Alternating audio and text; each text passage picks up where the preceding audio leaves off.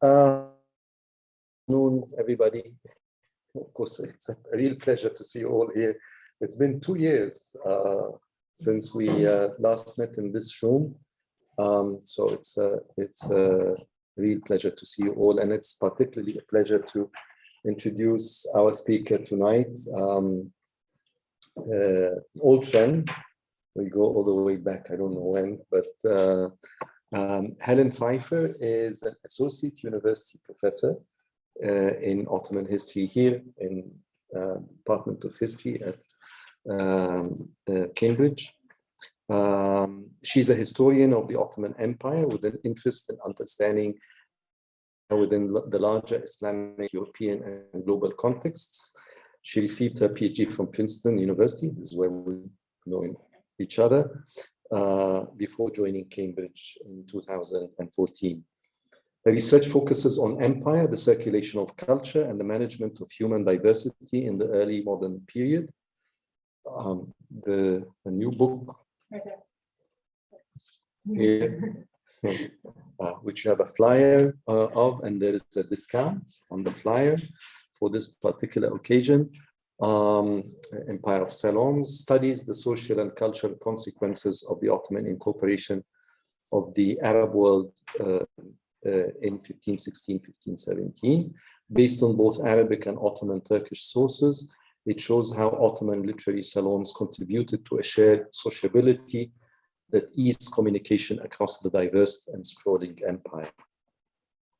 Apart from this book, her publications also includes an interesting article published in 2013 in Past and Present called Turkey, Culture in Motion, 1650 to 1750. The reason I'm singling this out is that it is written with, it's co-written with Alex Bevilacqua, who actually will be our last speaker this year, and who will be coming, give you the date, on the 2nd of June, title yet to be mentioned, to be specified.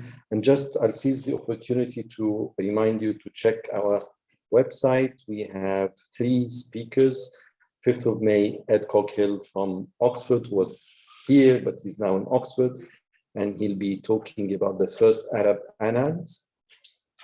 And 19th of May, Petra Cypristine, again, title to be confirmed, but she's a papyrologist from Holland, and again, title to be confirmed. And then the last speaker is Alex Bevilacqua on the 2nd of June.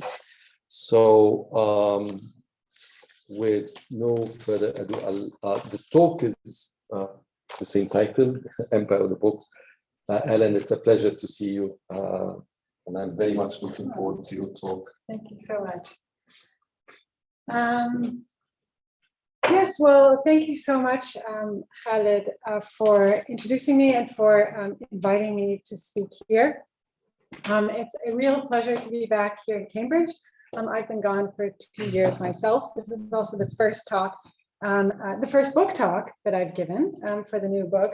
It's also the first talk I've given in person since more than 2 years. And this is a fact that I appreciate all the more, as you'll see over the course of my talk, because my talk focuses on live gatherings. So I really appreciate the kind of informal possibilities that emerge from live encounters. So it's good to be back.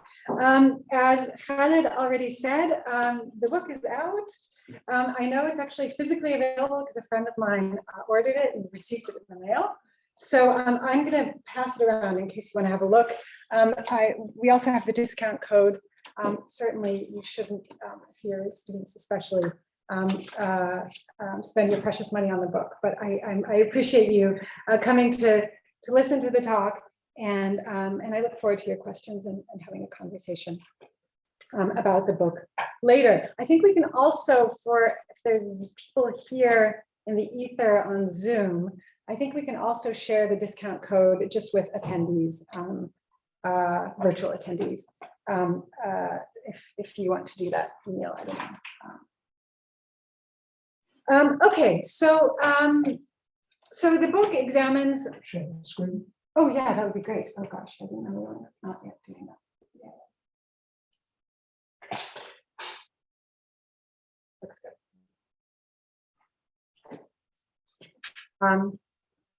Okay, so the book examines what I call Ottoman salons or salons, which I define as gatherings of elite Muslim gentlemen for the purposes of conversation. And the book basically argues that these salons, these informal spaces, were important arenas for the making of Ottoman culture, Ottoman politics, and Ottoman society in the 16th century. Oh my goodness, yes. Okay, you're gonna have to help me because I have to, let's see, advance slides both here and here. I'm sure I'll neglect to do that. Oh gosh. Okay, can I do it with the space bar? Oh, that will work. Okay, then you don't have to.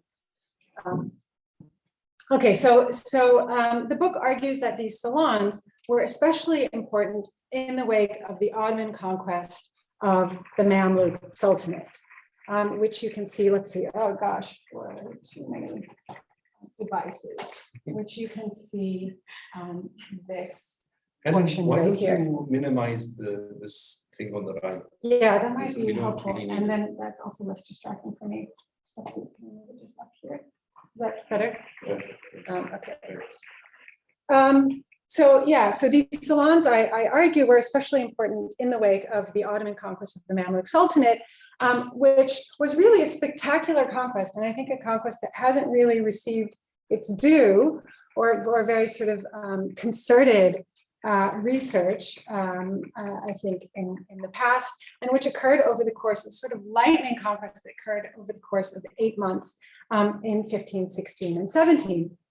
And this conquest, of course, gave the Ottomans control over Greater Syria, which you can see right here, Greater Syria, Egypt, and parts of the Arabian Peninsula. So you can imagine some of the most prestigious cities and cultural centers of late medieval Islamdom.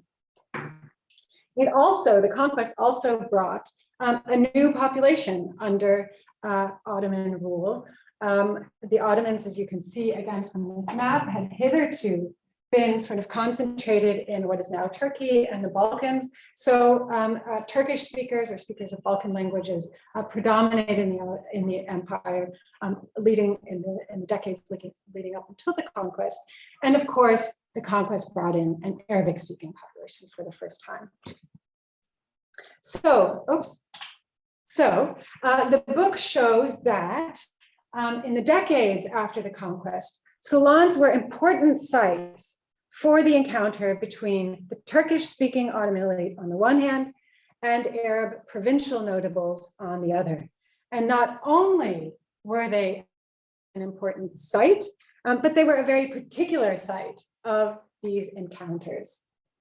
So the argument is that the particular and very, I think, peculiar conventions of salon conversation, of salon etiquette, shaped the encounters between Arabs and Turks in the wake of the conquest.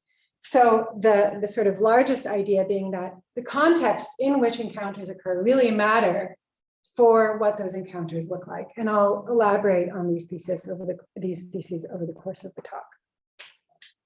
So today I'm going to examine, as my title suggests, the arts of conversation in 16th century Ottoman Empire. And the first big chunk of the talk will look at what those arts of conversation, what those entailed. And then I'm going to spend just a little bit of time looking at how that shaped the interaction between Turkish and Arabic speakers in the wake of the conquest. So my research on Ottoman conversation started with actually a very simple observation, and that is that Ottoman sources, both Arabic and Turkish, spend a remarkable amount of time commenting on the speech, on the verbal skills of the people they profiled, of historical figures.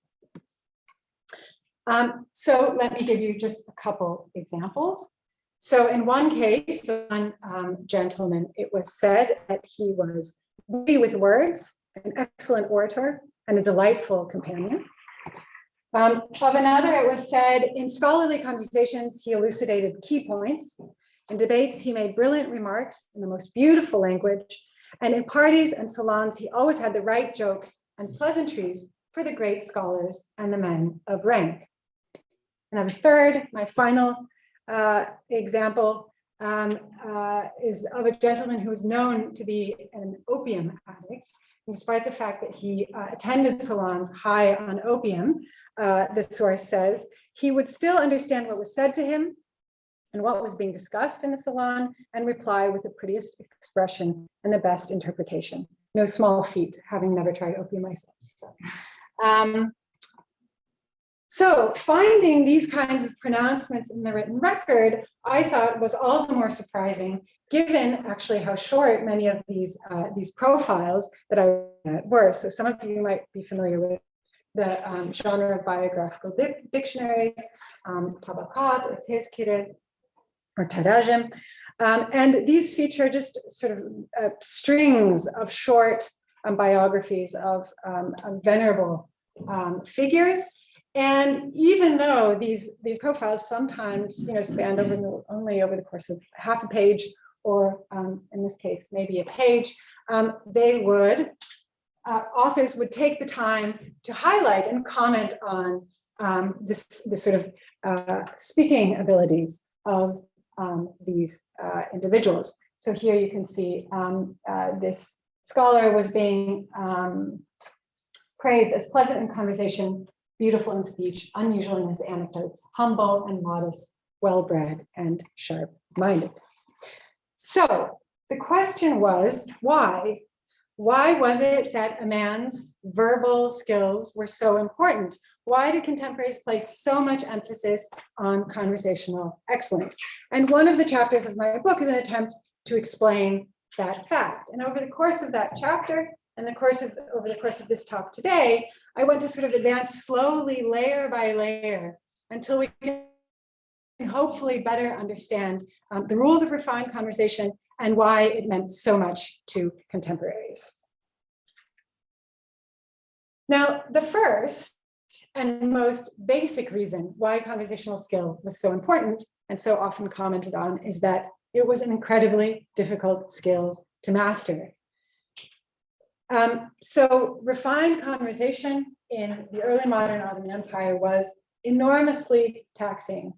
It relied on hours, and if not a lifetime of practice. It relied on a superb education. It required wit, it required creativity, it required courage. So many different sort of skills, few of whom I think were mastered by single individuals. So on a most basic level, that someone excelled in refined discourse was just something that was worth mentioning. So why was it so difficult to master? Well, first of all, it had to be correct. Now this may sound straightforward, but for anyone who has ever tried to learn Arabic, or actually who grew up speaking Arabic, will know that this is no small feat, because the colloquial and the formal forms actually differ quite a bit. Refined Turkish was, I would say, only slightly less taxing, in the sense that this higher register of the Turkish language was infused with Arabic and Persian loanwords and grammar, and was at a great distance from the language of the people as well. And so, in fact, the written record is full of sort of explosive incidents in which one man challenges the other on the pronunciation of a word or the like. So that's the first thing, correct. But of course, not making mistakes was not enough. Speech also had to be beautiful. It had to be fluent. It had to be well chosen. It had to be vivid. It had to be surprising even. So to give you just a sense, of one contemporary describing the sort of discursive talents of his friend. He says, I harvest from his banter fruits so nice, sweeter than those of paradise. I drink the water of his rushing, flowing seas. The strings of his verse are better than the pearls or the planets one sees. I gather from the petals of his prose that which is superior to the wild narcissus, more fragrant than the moringa and the lotus, and more intense than the scent of the rose and the narcissus. So this, I think, suggests the sort of ideals of polite discourse, right? That it's sort of fluid as poured water. It's as sweet as the fruits of paradise, as orderly as a string of pearls, right? And I think it captures quite nicely this sort of aesthetic, even sensual pleasure that men could derive from a sort of nicely articulated sentence. And I think we all know what that experience is like today as well. But I think this quote actually also captures the next layer of expectations associated with refined conversation, and that was that it was supposed to bear fruit. That is, it was supposed to be enlightening. And in fact, refined conversation required men to master an entire literary repertoire. And this repertoire, I think, can be summed up under the concept of adab, which we might loosely translate today as just literature. And I think we usually think of, I think in our own contemporary period, I think we usually think of literature or adab as mostly something to be enjoyed in the context of the written word, right? But I think one of the things that my research suggested, and that scholars who work on the medieval period has pointed out as well, is the extent to which in the pre-modern or in the early modern period, adab was a performance art. The adib, or the man of letters, was the whole point was that he was able to draw on this entire copious sort of literary set of literary texts at the drop of a hat and employ it in conversation in a beautiful way. So the most important part of this literary repertoire was no doubt poetry. And again, I think today we think of poetry as something that's sort of studied or contemplated silently. Certainly, plenty of early modern Ottoman scholars also contemplated poetry silently. But I think in the pre-modern period, it was poetry was much noisier activity and much more discursive and sort of live and in-person art. So certainly there were occasions in salons where men read aloud from their writings. And this was especially true with the long sort of odes, the qasidas, that were often presented to men of status in these sorts of gatherings. But I think ideally, or in parallel to that kind of thing, ideally poems would be committed to memory. And sources point out that men committed hundreds, if not thousands of poems to memory in order to whip them out at just the right moment in conversation. And I think this is something we should really recognize, given that, I don't even know my husband's phone number, so I think this is really something that required great effort on the part of contemporaries. So to give you just an example of what this kind of conversation might look like, in one meeting in 1530 that took place in Istanbul, one scholar mentioned that although his hair was already completely white, he was actually not yet 50. And so the second scholar responded impromptu with a poem of a 13th century Damascene poet. Maybe you can see it. 13th century Damascene poet. And he says, I wish that white hair would come fast, that the end of youth would advance at last, so as to gain from youth its energy and from old age its dignity. So surely there could be no more wonderful poem to sort of respond to that fact. And yet, even this did not suffice. A man was not expected merely to recite poetry from memory. He was also asked improvise lines of verse on the spot. So to give another example, watching musicians at Salon one evening, the Ottoman judge Ahmed Effendi composed the following poem. Ours is a singer in whose melody passion reigns. His face is ugly, but in both aspects he entertains. So obviously here's a poem that comes sort of at the expense of this poor musician, but must have made for a sort of jolly, a jolly moment in the gathering of men. Poetry was, however, only one element of refined conversation. Gentlemen also had to arm themselves with historical anecdotes, with riddles, and of course, be able to resolve riddles on the fly, jokes, all the kinds of things, obviously, that made for a sort of jovial evening. And of course, many of you will know that there are actually entire anthologies compiling just these kinds of anecdotes and poems. And I think those are probably very closely linked to the Salon, helping to men to sort of prepare and arm themselves with the kinds of witticisms and stories that they needed to survive. Let's see, where are we? So lest we think, however, that that what was required of Ottoman gentlemen entering into the Salon fell simply into the category of adab, or sort of literature, I think I should highlight that men also often discussed scholarly matters, right? And was important as well. And this was because many men who attended these gatherings had themselves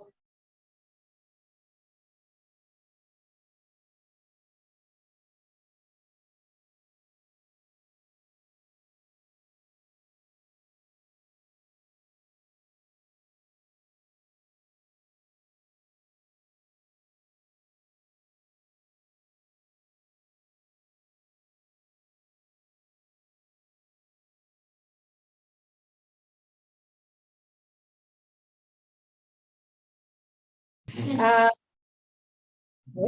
take that too. And you can see a couple of additional images here. So that's the sort of first point. Now, given how demanding Salon conversation was, it probably comes as little surprise that men often got quite competitive about it. And this is, I think, the second reason why verbal skills were so often commented on in the written sources. And I don't want to give a sort of mistaken impression here. Sure, there were plenty of gatherings that were amicable, that were, just sort of informal gatherings of friends and intimates. But I do think that in many ways, competition was baked into many of the sort of standard conversational formats in the Salon. The most obvious of these would be the sort of debates, the sort of structured debates that we know, mujadala, muzakara, that often took place in gatherings of scholars, especially, but it was actually also even true for poetic seances. So in one gathering in Damascus Mosque, interestingly enough, in 1564, an Arab gentleman who used to sort of hold court regularly in this mosque staged a competition between the sort of best poet of Damascus and a visiting poet from Egypt to compete in the arts of zajal, which is a sort of form of strophic, sort of sung Arabic poetry that often actually used quite a bit of dialect as well. So all of the literati of Damascus had gathered to hear this competition between the two men, and the Egyptian went first. Sorry, Khalid, the Egyptian went first. And of course, the audience watched politely, and then he sat down, and then the Syrian got up and he performed in such a fantastic way that apparently the whole assembly swayed and the audience began to sing. And so the host declared the Syrian to have won the competition and drafted a scroll celebrating the overthrow of Cairo by Damascus. So some of this old rivalry between the two cities. But even when there was no outright poetic match in this sort of way, men were constantly being subjected to judgment for the things that they said. And much as in a sort of academic talk, like the one that we're in today, poems or also readings, scholarly readings, were subject to immediate discussion. They were praised, they were critiqued, and we come across lots of mentions in the literature of, the tears that stream down someone's face when they heard a particularly, beautiful poem or what have you. And I think, in fact, we should see salons as a sort of key site of literary criticism in the period, and a place where literary taste was sort of made and shaped before, let's say, it entered the written record. So, as if it weren't bad enough that a man's literary and intellectual reputation hinged on his performance in the salon, it was possible that his job actually did as well. And so that is the third reason why speech was so often commented on, because the stakes of salon conversation were very, very high. So one of the arguments of the book, and other scholars I think have recognized this as well, is that salons were very important places for patronage, for building up patronage relations. So in an era before job talks or job centers, right? If you were out of a job, you often went to a sort of leading local notable salon, and you hung around there and tried to say witty things until you were noticed, and until someone asked you to maybe, commissioned a piece from you, a piece of writing from you, or awarded you a position. So in one, this was in one, again, Damascene assembly, a witty remark made by one salon goer won him the job of another unfortunate salon goer who had not shown up that day. Let's see. But I think what was scarier still was that actually in some occasions, positions could be withdrawn in the context of the salon as quickly as they could be rewarded. So to give one example from the 15th century from Istanbul, the Ottoman Sultan Mehmed II asked one of his courtiers, a very high-ranking man, the chief military judge of the empire, the Kadiasker, about the meaning of an Arabic verse one day. And he was sort of caught unawares and he couldn't really answer, but he said, I'll go home and I'll sort of look it up and come back to you. Well, Mehmed II was not at all pleased with his answer, and he allegedly removed him from his position as Kadiasker as a result, and instead demoted him to a teaching position, saying that he still had too much to learn. So I'm glad that my job does not depend on how I answer your questions later on. So there was one final reason why salon conversation was so fraught, and that is the size of audiences.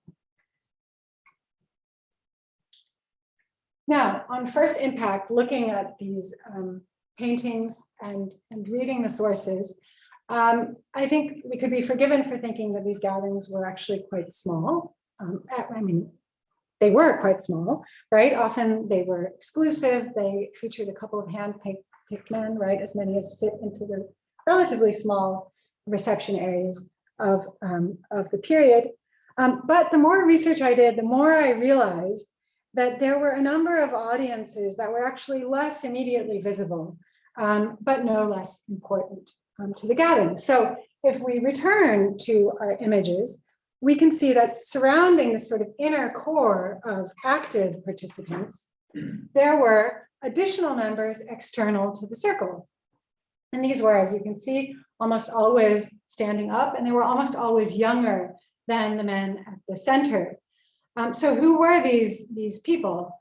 I think some of them were the sons of salon goers, of participants, who were brought along by their fathers in order to sort of start networking, in order to start mastering the arts of salon conversation themselves.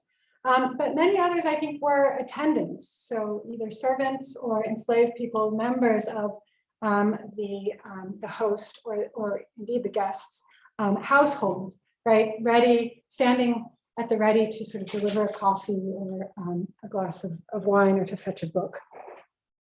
Now, contemporary etiquette manuals, which actually mention these figures, suggest that they're supposed to sort of look away should they see or hear anything that's unseemly or indiscreet. But if you look at the paintings closely, you can see what they did very, very intently was to look. And I imagine that it must have been hard for the men at the center to sort of fully forget their presence. And I think very much also spoke with that audience in mind. Now, other audience members were physically present, but not immediately visible to salon participants. And this could include, I think, very fascinatingly, female members of the household. And that is because, as you can see here, many of the reception areas of the Ottoman Empire in the 16th century were actually flanked by galleries, which were covered by latticework windows that could be accessed from sort of side halls. And you can see it, yeah, this is actually a 15th century building in Homs. It's an outdoor sort of courtyard reception area. And the men would have been seated right here.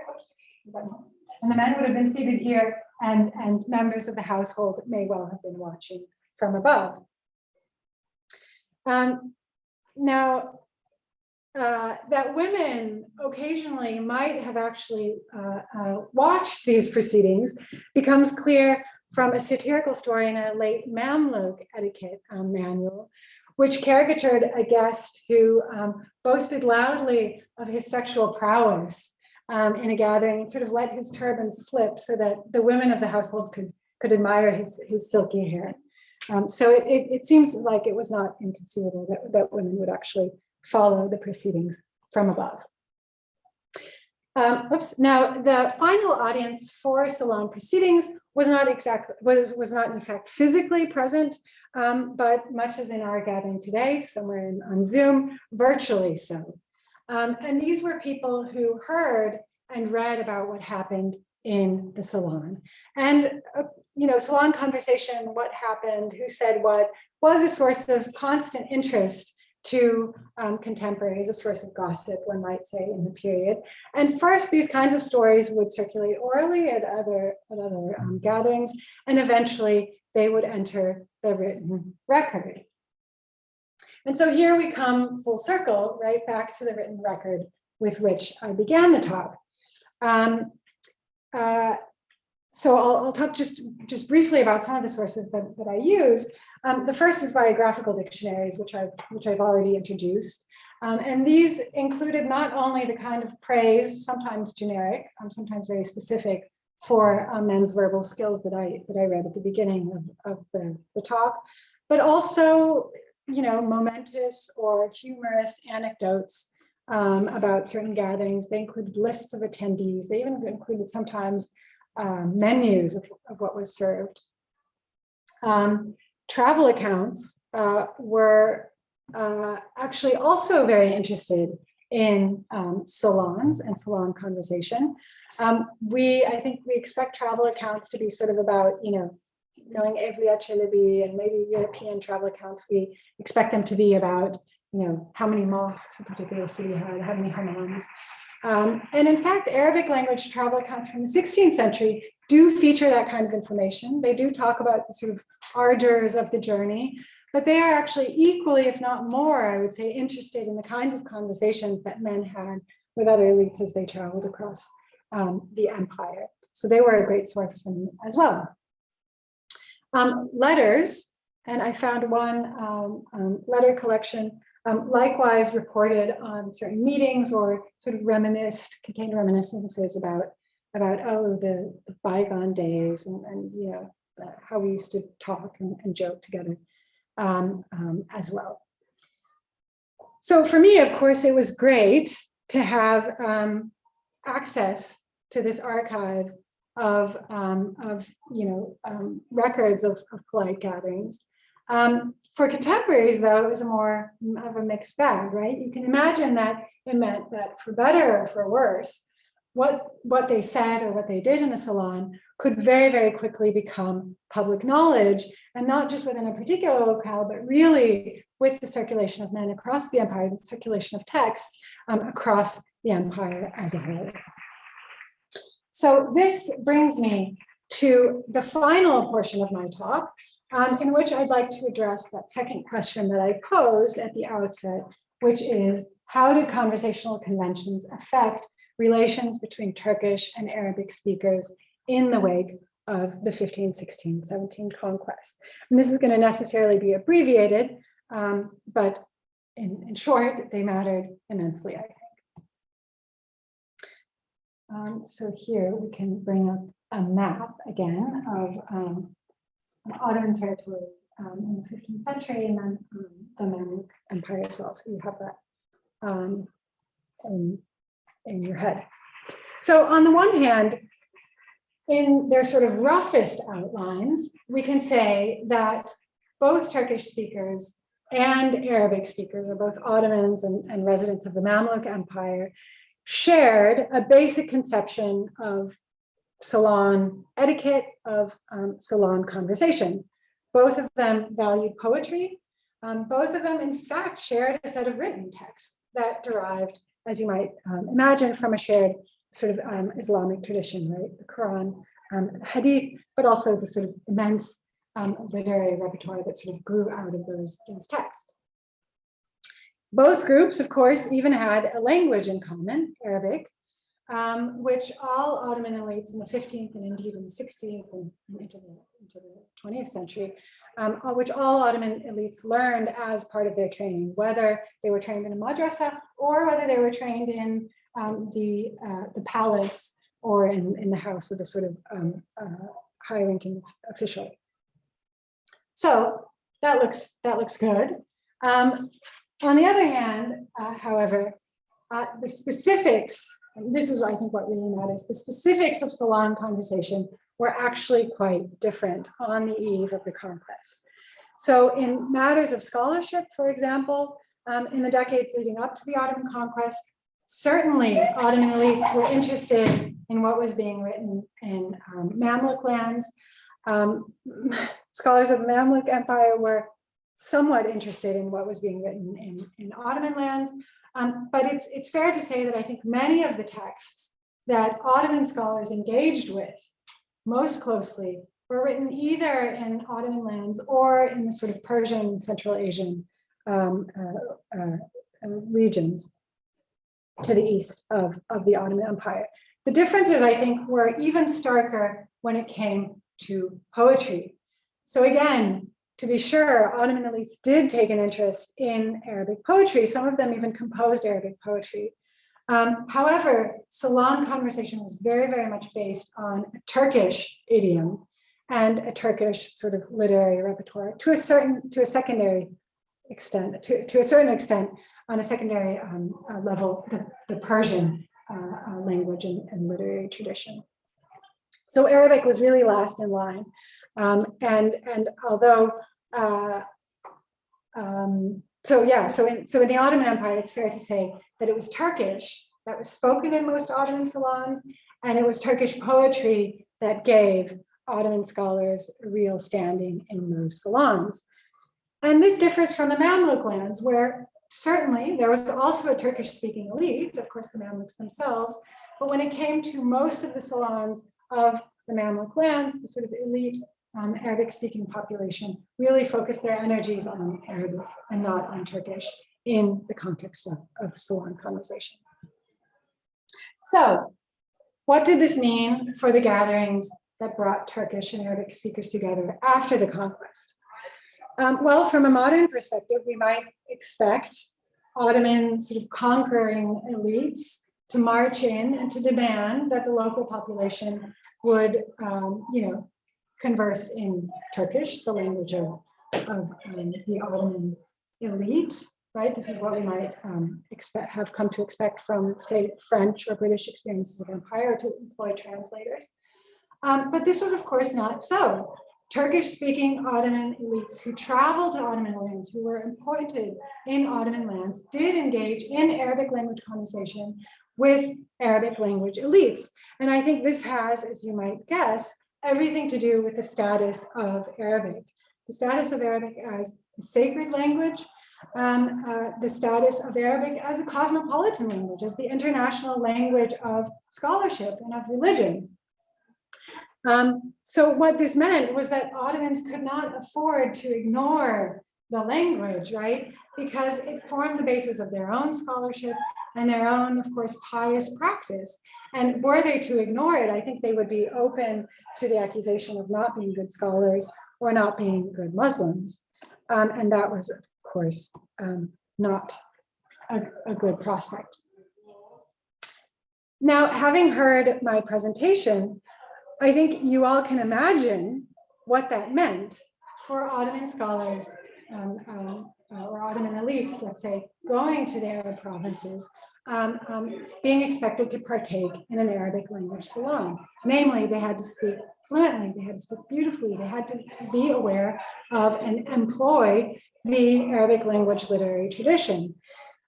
So as a result, I think what we can say is that these gatherings, these Arabic language gatherings, well, quite a raucous evening. Good weather. Yeah, exactly. Okay, yes. After years of lockdown, everybody deserves it. So as a result, though, these Arabic language gatherings did often left Ottoman officials, Ottoman elites looking, I think, less learned and less authoritative than I think they often felt or than they deserved to feel. And so how did they respond to this? Well, some, I think, withdrew from the world of Arabic language salons when they arrived in Damascus. So we've come across accounts of sort of people known as revelers in Istanbul who then retreat from these gatherings in Damascus.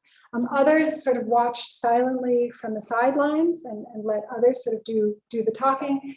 And of course, there were some, I mean, I should say there were some who I don't have time to talk about this, but who of course performed beautifully as well.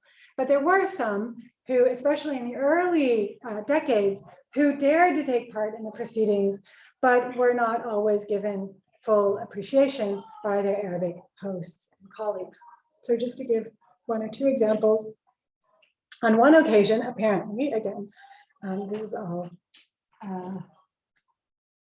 this is all what I could derive from the sources, which are partial themselves. But on one occasion, a group of Damascenes had apparently gathered to bid farewell to an Ottoman judge, an Ottoman chief judge, who had just been transferred from Damascus to Cairo. I have to take this away from Damascus to to Aleppo.